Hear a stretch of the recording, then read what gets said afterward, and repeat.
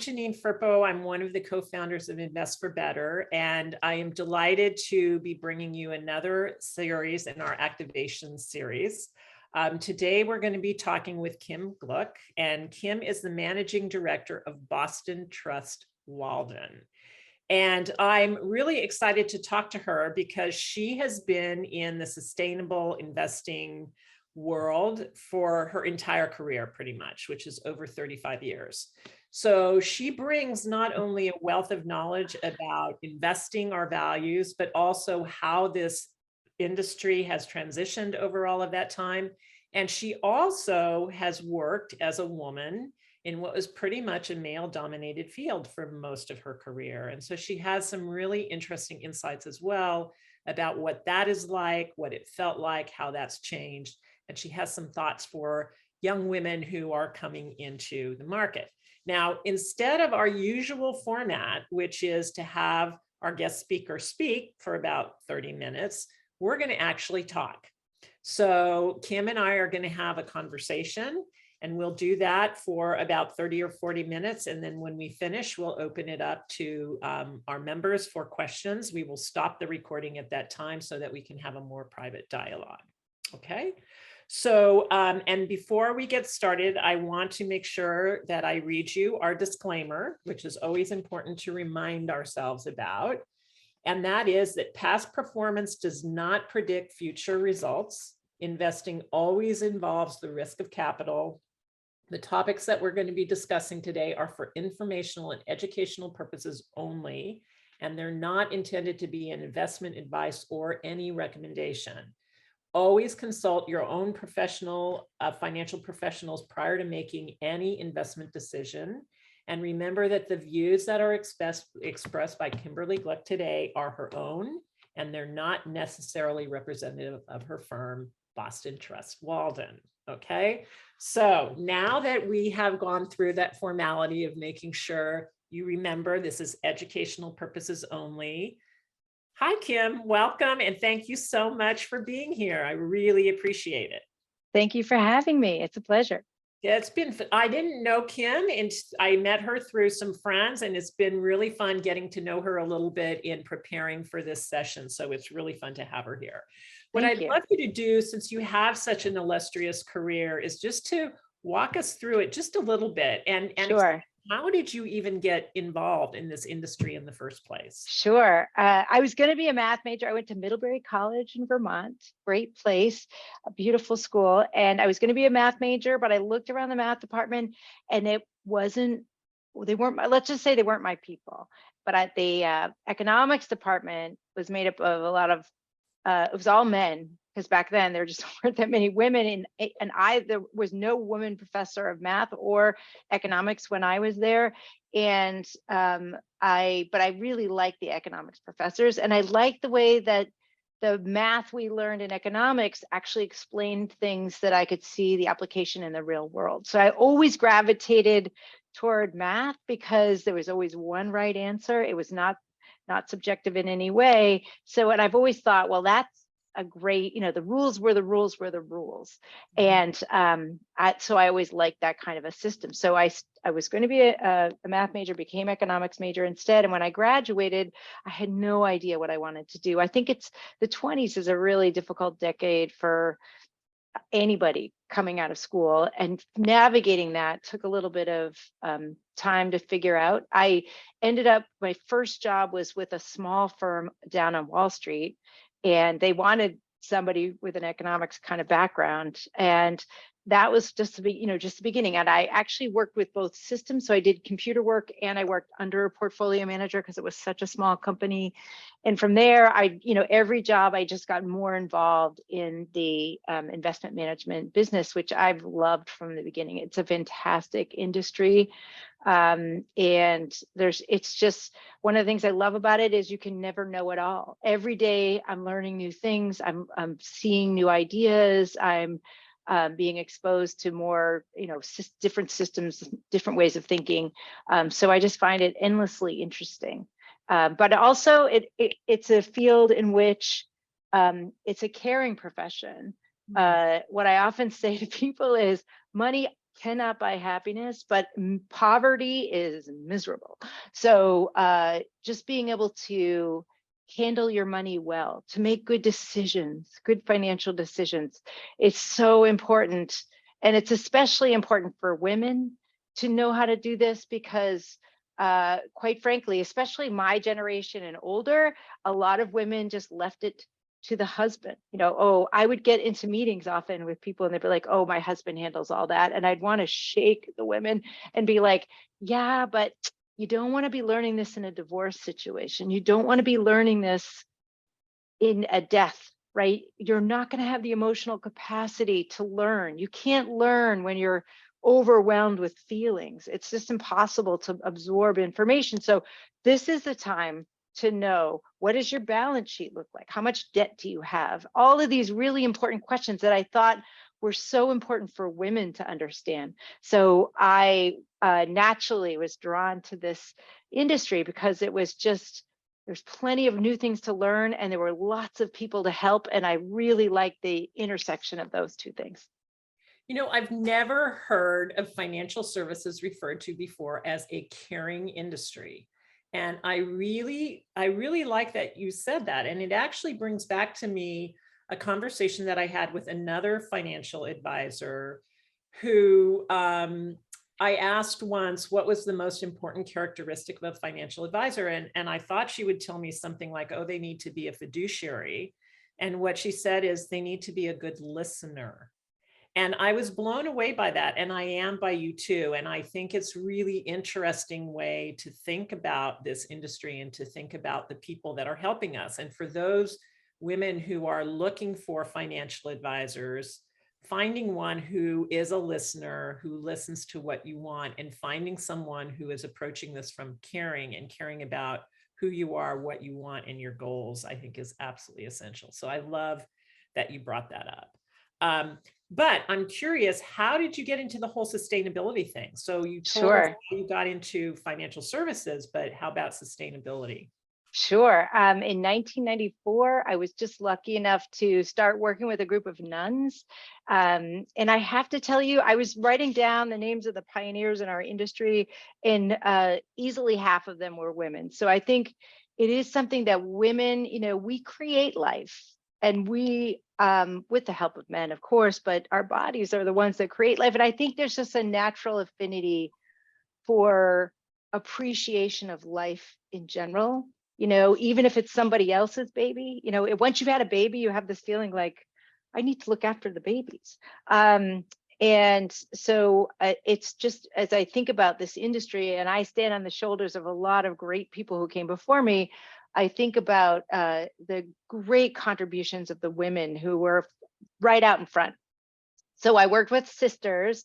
It was the Sisters of Notre Dame of the Boston province here in Revere. And they were really excited to be working with a woman portfolio manager, because they'd had a series of very kind, nice men, but they were glad to have one of them, one of their own. And I remember sitting down with them and they were like, well, we're really unhappy that you own Royal Dutch Petroleum, because they're operating in Nigeria, and we have orders on the ground in Nigeria, and we really are not excited about the way they're operating there. And we really care about Indigenous people's rights. And this was like 94, and it was very hard to get good research on ESG. But those sisters were like so far out in front of all kinds of issues, not climate at the time, but just environmental issues. They were very tuned in on that, and they were very tuned in on Indigenous people's rights. So they were like my introduction. They were my gateway to this industry. I was always humbled by what they knew and what they cared about. And it just pulled me forward. That, and I worked with a group of Methodists and a handful of individuals. So I was given those. I didn't win those bits of business. I came into work for State Street, and people pretty much transferred accounts to me because I was just a brand new person, and they gave me the ones that like had bad performance, were really hard to get to or were kind of a pain to manage. Uh-huh. And I think they looked at these socially responsible portfolios as a little bit of a pain to manage because you had restrictions. You couldn't just buy anything.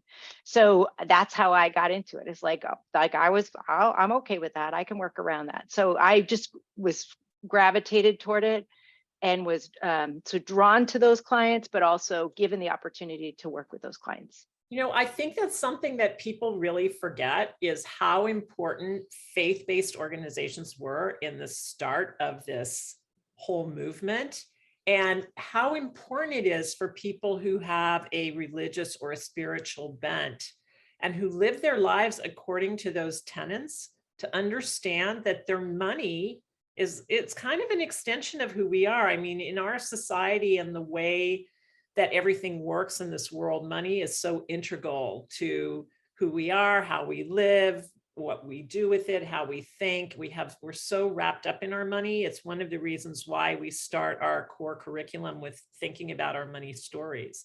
But for someone who is deeply connected to those kinds of beliefs, making sure their money is doing things that are aligned with those beliefs as opposed to counter to those beliefs, I think is really important. So, and I know that there's a group out there now called Faith and Finance that's trying to bring this more to the forefront. And there are other people that are starting to focus a little bit on the connection between those things. Yeah, and I just want to mention the Interfaith Center for Corporate Responsibility, ICCR, has been around for forever. Well, 50 plus years. And they were the ones, I think they were involved in like the apartheid, pushing against the idea of apartheid and trying to get companies to divest from their South African operations one of the earliest ones. My colleague Tim Smith worked for them and he works for us now. So I'm very familiar with the story. He was at the General Motors general annual meeting in 1973, I want to say, and they floated one of the first shareholder resolutions, let's get out of South Africa. And it was early days, but he was part of the ICCR at the time. So they've been very much involved in some of the really important dialogues between faith-based groups and just corporate America writ large. It's really interesting. I want to go back also to something that you were saying about the women who were involved early on in the role that they played, because you and I did some back and forth conversation. And one of the things that you told me is based on some research you've done and just things that that women in particular are really drawn, women who go into the financial services industry are really drawn to sustainable investing, right? So it seems to be something that really speaks to our hearts as well.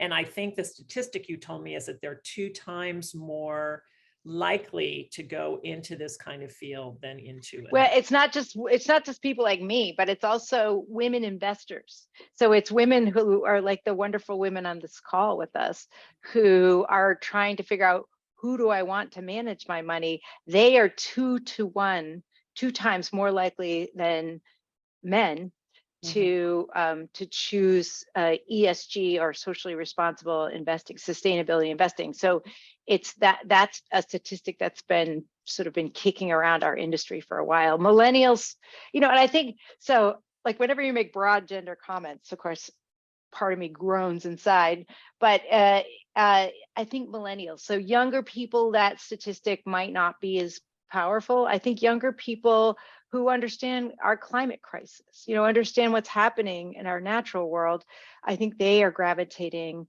to this type of investing as well. So I think, but for oldsters like me, it's more likely that we are choosing it. Yeah. Women are ahead of them instead of men, who might be more focused on just returns. Right. You're right. In fact, there are studies from Morgan Stanley that suggest that 85% of women and over 95% of millennials want to invest this way. So there is a group of people, women and younger people, who really are seeing the impact that our money has in the world and recognizing that the choices we make can actually maybe counteract that. So I think that's really important. We talked earlier about the fact that you worked in a men's world. I mean, at one point, so did I. I started my career in high tech. as a programmer, as a coder, as something called an assembly language coder, which was like completely nerding out. And I was like the only one, not only the only woman, but I was the only one that didn't have like last night's pizza on my t-shirt. So I was in a very weird world, to be sure. And you've now you're helping with people's portfolios. You're a financial advisor, but you also have managed funds. Earlier in your career, you actually managed funds. So could you talk about that a little bit and what it was like, and any stories you have about what it was like being a female fund manager early in this industry? Yeah. How much time do we have? Yeah. So there's like, oh, so many. I'm sure all the women on this call have also experienced like just things where you go, wow, I can't believe that just happened.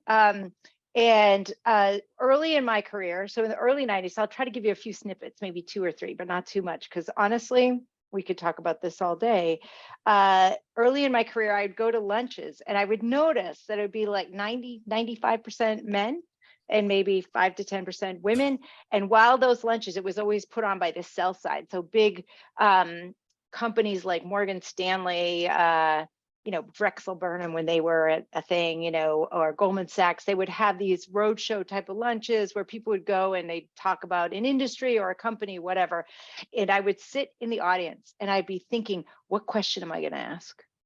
I always had a question. I always raised my hand immediately when the talk was over. And I always stood up and said, I have a question.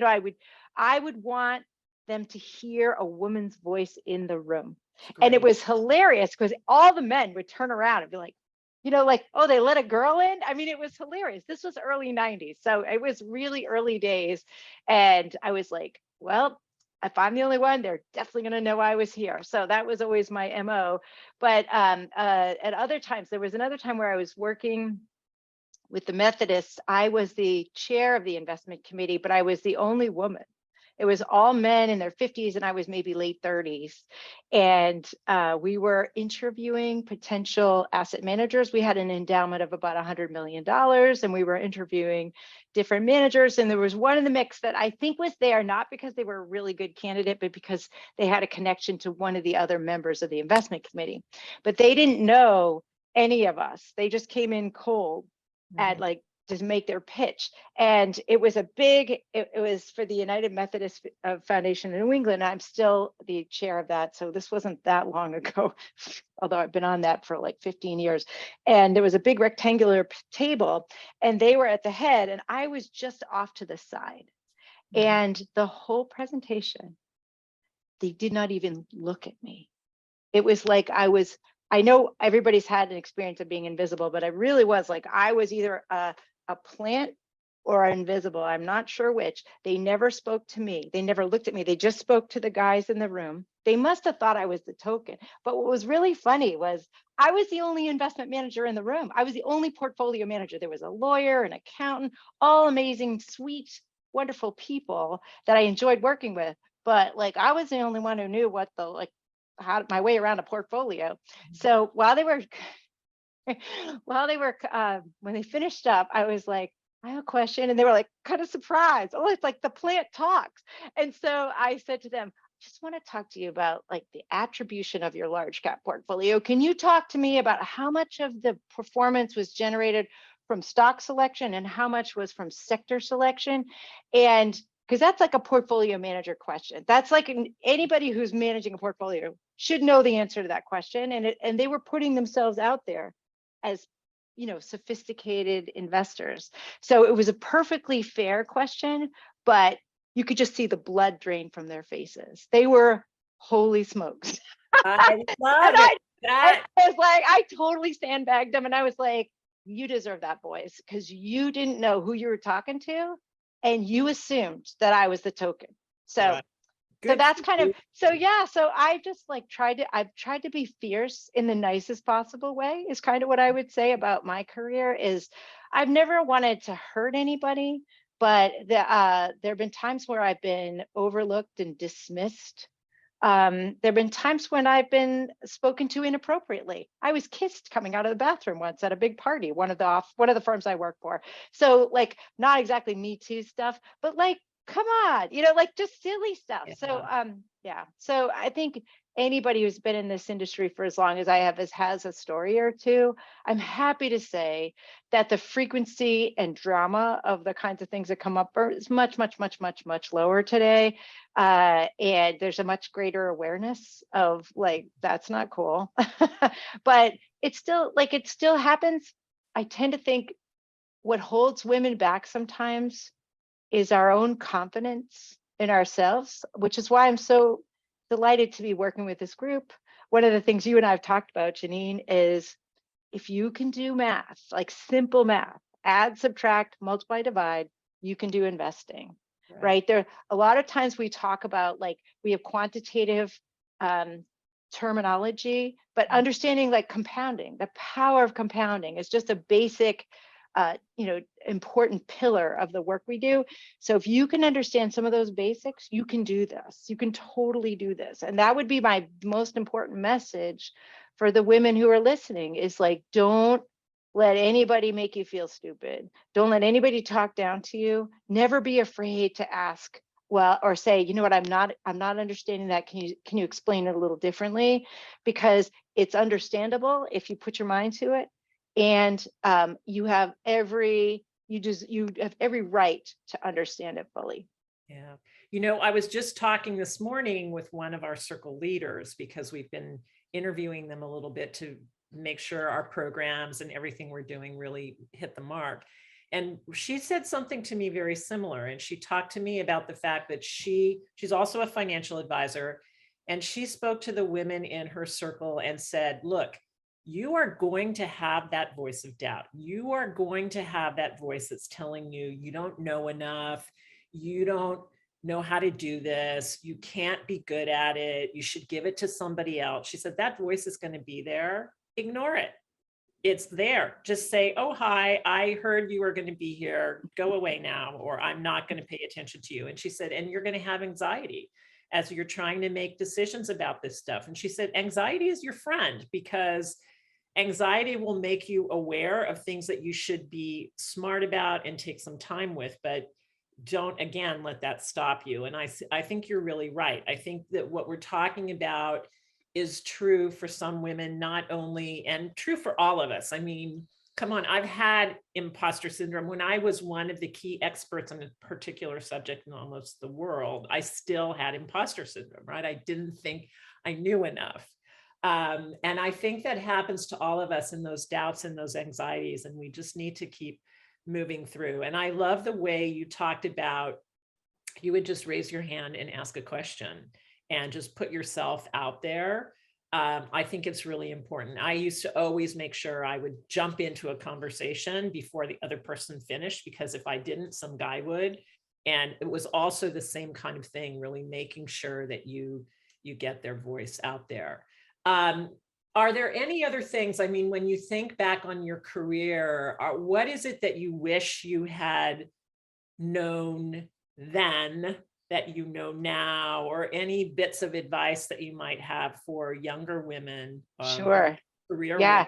There was one other comment I was going to make, which you kind of started to ask me about, but I didn't really answer the question, which was about fund management versus portfolio management, right? So a fund manager, so I'd managed ERISA pools, which are just big retirement pots of money, could hold IRA money, but also a pension plan kind of money, mutual funds, and other types of institutional money where you get measured every single day against a benchmark. A benchmark is just an index that you're trying to do better than, because at least in active management, which is what I do, someone's paying you to pick the stocks, right? So if you're getting paid, you should at least pay for yourself, right? You should be at least as good as the index, if not a little bit better, ideally.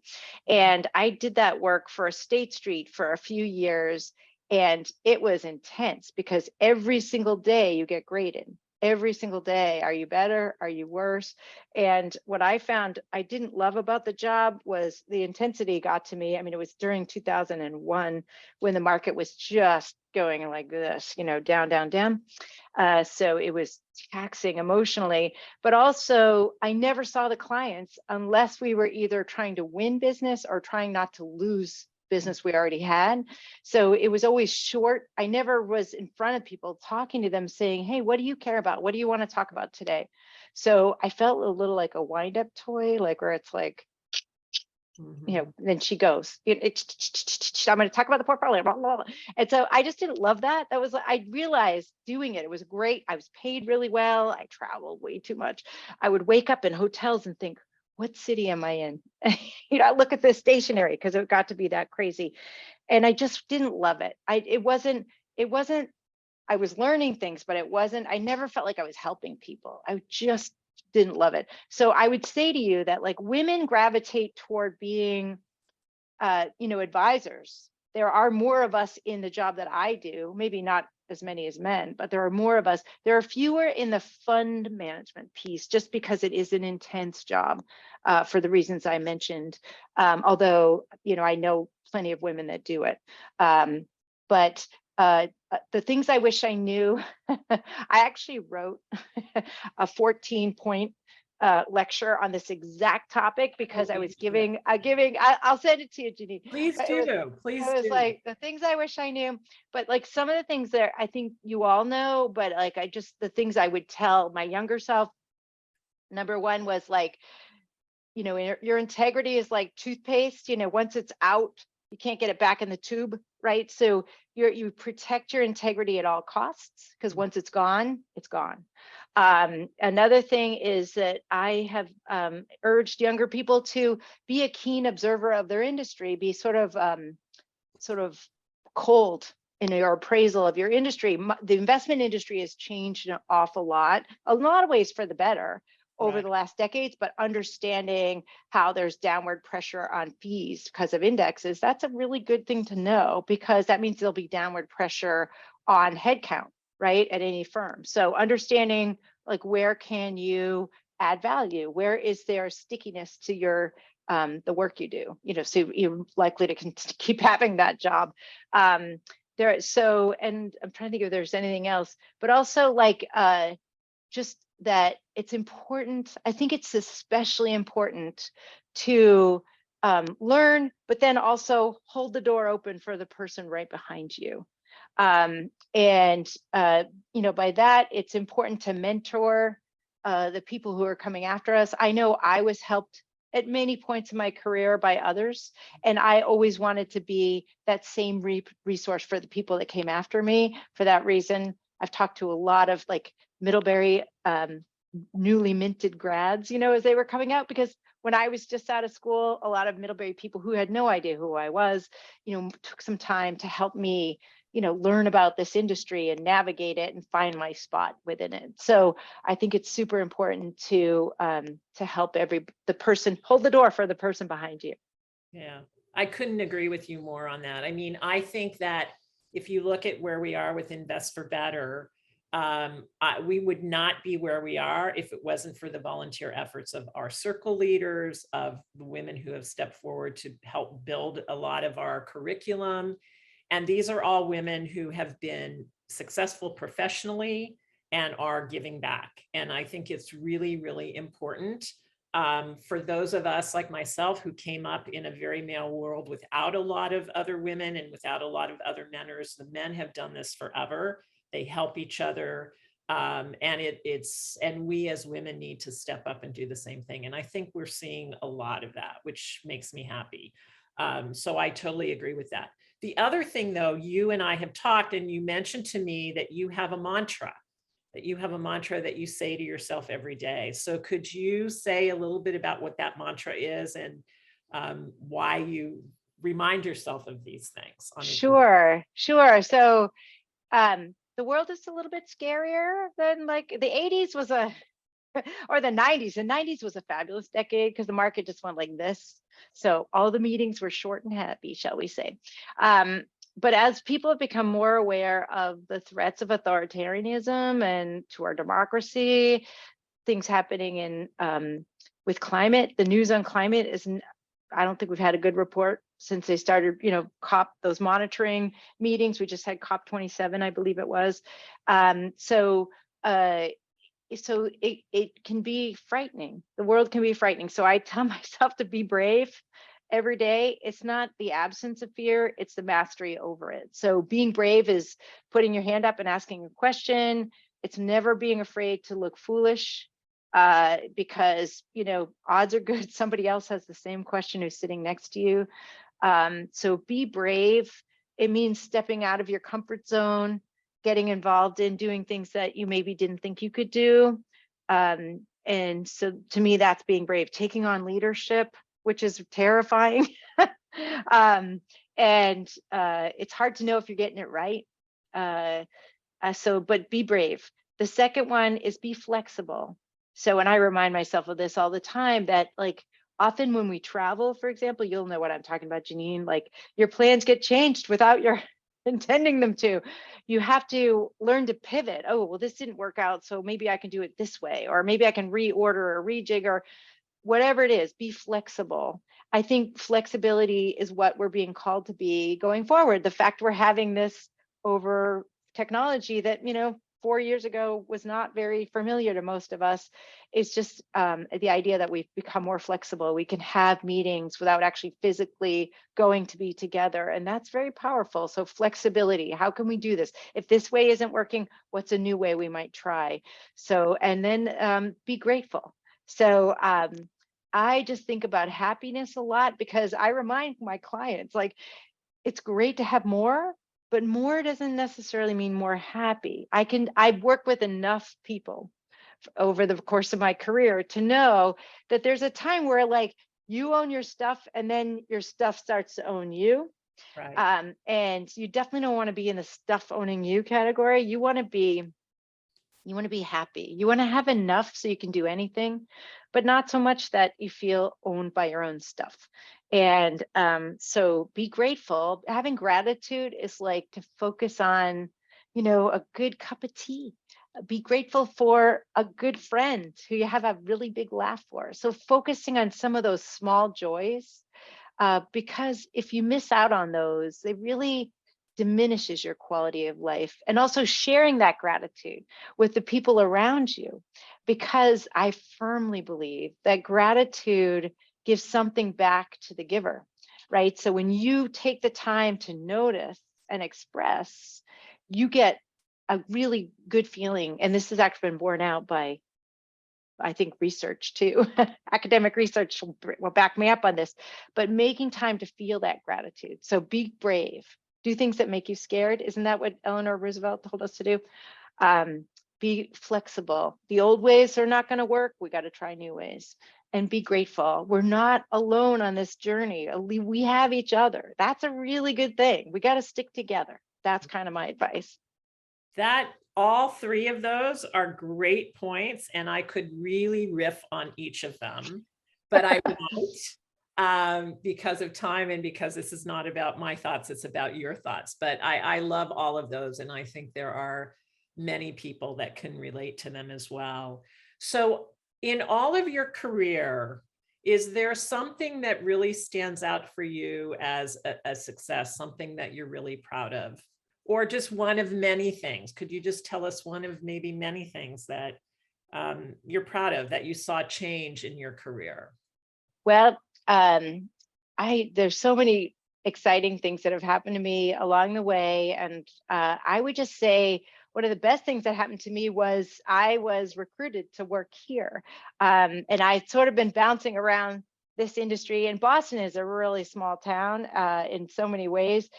But one of the really special things about the city is that a number of ESG type of firms got started here. I was thinking about like Joan Bavaria, who is a pioneer in our industry. She was from here. She started Trillium Asset Management. Amy Domini is from here. She started KLD. And Geeta Ayer started Boston Common. She actually worked at this firm before she went out to Boston Common. Mindy Luber leads series. Joan Bavaria started that too. She's kind of an overachiever. So like when I think about some of these wonderful women, and there are some terrific men. Tim Smith works for this firm, for example. So just some real leaders in this industry. So the idea, and I'd been sort of kicking around the industry for a while, as I say, it was a colleague from this company reached out to me and said, would you ever consider working for us? And I was a client before I was an employee. So we'd hired this firm to be the small cap asset manager for the firm that I was working for. They had what was called an open architecture. So we had our own strategies, and then we had external strategies on our platform. And Boston Trust Walden Small Cap was on the old platform. So we had chosen this firm. So I was engaging with them as a client. So when they reached out to me and said that, I was just really excited that they thought enough of me and my work that they wanted me to be part of the team. And I think that's been probably the best thing. That's wonderful. Well, I'm really surprised about the whole Boston story. I didn't realize that was the case. And it's kind of great because Ellen Remmer, the co-founder of Invest for Better, is from the Boston area too. So there we are. So once again, Boston plays a pivotal role in all of this. So I love that. And I really thank you for everything you shared with us. And now I'd like to talk a little bit about your firm, because sure. I think it's really interesting. And one of the things that we hear a lot from the women that are part of Invest for Better is, well, tell us about products that we can invest in. So I know that your firm does both advisory services, which you've talked about, but you also have funds available that people can buy on the stock market, right? So, and you do shareholder advocacy with those. So could you talk a little bit about some of the funds that are available within your firm, how they work, how people could buy them if they were interested in that, and just give us a little bit of an overview? Sure. So I am not like, I haven't passed all the series exams that you have to be someone who can sell those. So what I would just say is, if you want to learn about them, the best thing to do is to go on the Boston Trust Walden website, and you can see, I think my name shows up at the bottom here. It's just one big word, bostontrustwalden.com. And there's all kinds of information about the funds we manage. We have an array of funds that covers the all of the US market capitalization, from small cap to large cap. We have a balanced fund, which includes some bonds, and we've got an international fund, and all of the historical performance is on there. We have quarterly impact reports, so you can see everything we have done, and have like all the shareholder resolutions we filed, all shareholder engagements where we can demonstrate a change, where the company's changed a practice, a policy, or is giving more reporting. And all of that is really well captured and organized right there. I wouldn't want to say much more than that, because you'd have to probably chop it out of the out of recording, because I'm not licensed to sell. No, and just as a reminder, we are not telling you that we're not recommending these products. I just want you to be aware that they exist. And I'm going to speak a little bit to some of the words you use, because not everybody may know some of those things. So my understanding, and I may be wrong about this, but the funds that are at Boston Trust Walden are managed funds, which means they're actively managed, which means that there is a human beings that are actually making the decisions about what is in the fund and what is out of the fund. And that's different than something that's passively managed, which is a more of an index kind of fund that will hold hundreds or even thousands of stocks. And there are technical algorithms that determine what goes in and what goes out and when. So these are actively managed. And part of the reason they're actively managed is because then there's the opportunity for the fund managers to look at particular companies. They may hold a particular company because they want that company to change, and they'll go in and they will put forward a shareholder resolution asking for that company to make change. So shareholder resolutions, a really important part of the way that we can have an impact through the stock market. You talked about large cap, mid cap. So what that means is a large cap fund would be a fund that is investing in companies on the stock market that are large. Capital is large capitalization. So it's speaking to how much that particular company is worth. And there are different categorizations where within a certain level of assets, it's considered a large cap, mid cap, or small cap. I don't remember off the top of my head what those are. Different people have slightly different definitions. Yeah. And cutoffs. Yeah. What I would say, one thing I would say is I'm going to talk not about our funds, but just about our investment philosophy generally. But at our company, we don't own things just for the engagement benefit. It has to first and foremost be a company, first of all, that passes our screens in our, especially in our impact. We have a non-screen part of the house. We have an impact sort of our screened side of the house. I work almost exclusively with screen portfolios. So it first has to meet the screening criteria, and then it has to make financial criteria, and then it's in the portfolio. Just like there are no perfect people, there are no perfect companies. So even when it gets in there, there's always something to talk about. And we usually identify the things we want to engage on before they become a portfolio component. But it doesn't always take a shareholder resolution to get a company to listen. Sometimes just a phone call will get them to make a change. We've been an advocate for LGBTQ rights forever. And what we ask companies to do is to post a public non-discrimination policy on their website. And if they don't have one, we call them and say, hey, you don't have one. It's just like high school. Your peers in the industry have one. Here's some language. Would you consider putting it on? And a lot of them will say yes. And and so it's like you don't need to use a big weapon if a squirt gun will do. Yeah. Well, and that's kind of our approach.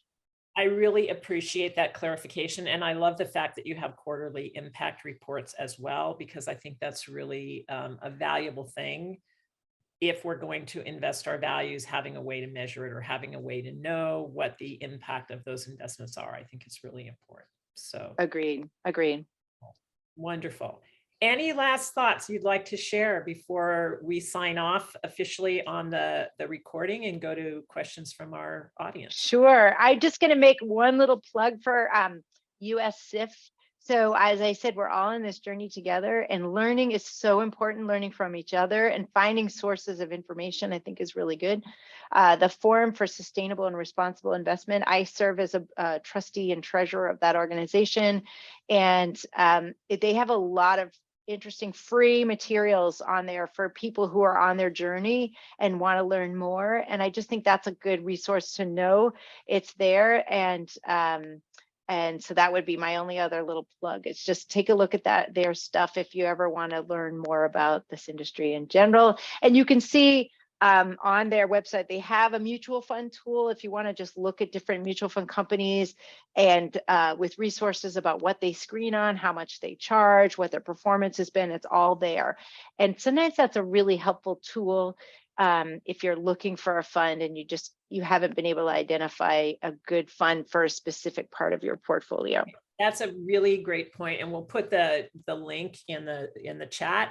And in that tool, it actually will say this is a large cap fund, this is a mid cap fund, this is a blended fund which has some bonds and some stock. So it identifies the type of investment that it is. And I had somebody recently ask me, how do they make decisions about where to invest? And I think one of the first decisions is, well, what do you want to invest in? Are you wanting to own something that is cross market? Are you wanting to make a decision to invest in something similar to the S&P 500 that is the biggest companies and therefore a large cap fund? Are you wanting something that's only domestic? Are you wanting something that's a blend of domestic and international? So making some of those decisions about the what will help you get to and narrow the field to then making the decision about, okay, then within that, which specific investment do I want to make, right? So getting clarity first on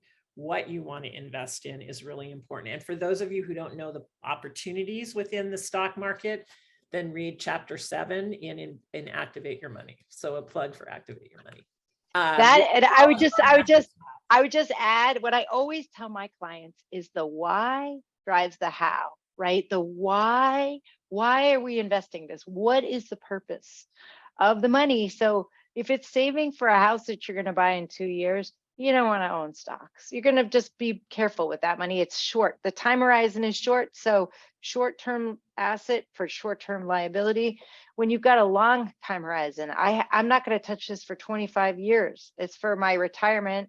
I'm not retiring till I'm 85. God help me. So for that, you're like, okay, I've got a longer time horizon. I can afford some risk. And then the risk, then you're kind of doing more asset liability matching, and equities are really, they're a much longer term type of asset. You need the time horizon, because we go through periods like even 2020 is kind of your classic, right? But in 33 days, the market went down 34%. Can you imagine if that was your house money, your down payment money? And the temptation is always to sell when it's gone down, unlike any other thing. If you think about bananas, if they're on sale, you might buy some more bananas, but stocks, people freak out. They're on sale, but people are like, I'm selling. And it's like, no, it's on sale. We're buying.